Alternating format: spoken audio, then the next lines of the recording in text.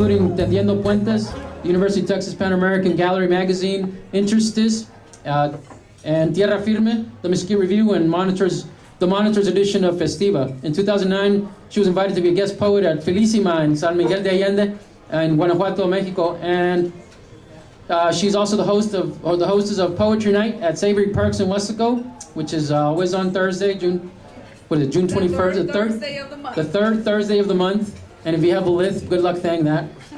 It's at 7 o'clock at Savory Parks. Julieta Corpus, everybody.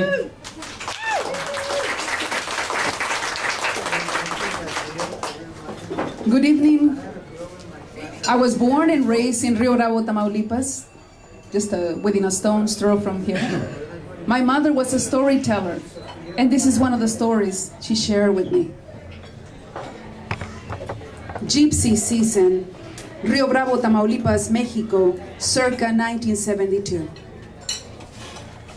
Summer, the season for colorful troops of traveling gypsies to set up camp on the city's outskirts, eking meager existence from begging, odd jobs, fortune-telling, or selling charms amid rumors of thievery and kidnapping.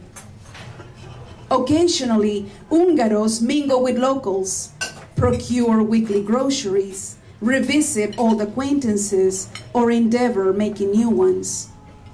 But people, being people, fear Hungarian curses and evil spells, so they rush purchases, avoid eye contact. On days when no one seeks them, gypsies prowl neighborhoods pleading for sustenance, a drink of water, or the opportunity to read someone's palm. Yet, notorious reputations precede, doors remain firmly shut. One sultry afternoon, a gypsy woman materializes, framed by our doorway. Mother, familiar with her kind, knows every rumor rings true.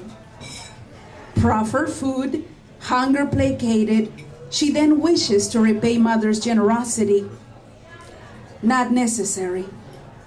The Hungarian clutches her hand, pulls it toward her bosom. Let me read your palm, I insist.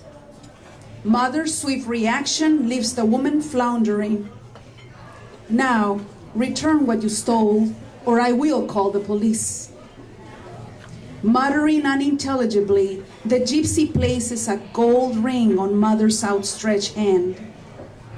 No gypsy ever again made an attempt. By summer's end, the gypsies overstayed their welcome. A dusty caravan of rattling trailers exit Rio Bravo, seeking a new city for prowling neighborhoods. The gypsy season, fattened by begging, odd jobs, fortune-telling, or selling charms, amid rumors of thievery and kidnapping.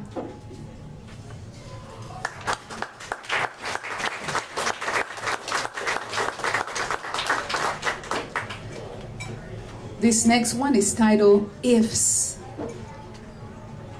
If I were a hurricane, I would collapse your interior walls. If I were an earthquake, I would open chasms in your logic. If I were a tornado, I would stir you from within. If I were a blizzard, I would blind you momentarily. If I were a thunderstorm, I would rumble through your veins.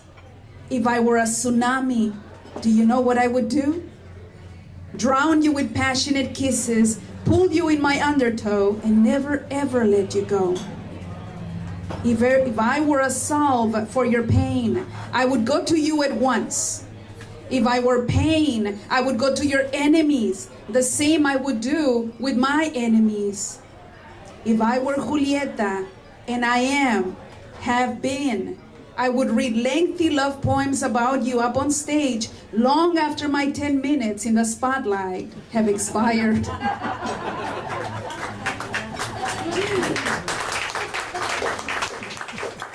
And this last one is inspired by Nicanor Parra, Cuban man who was in prison. En mi cárcel no existen los días, sobrevivo a tientas. El abrazo del invierno es eterno, las aves han muerto. Sombras eternas desfilan ante mí, burlándose al intentar tocarlas. Sin contacto humano desfallezco, me he vuelto transparente. La diminuta apertura en la pared no es suficiente para ver el cielo. Extraño ver el sol naciente, si es que aún sigue ahí vigente. Hoy me di cuenta de que solo existe esta fría cárcel, tan fría como mi muerte. Thank you very much for listening to my comments.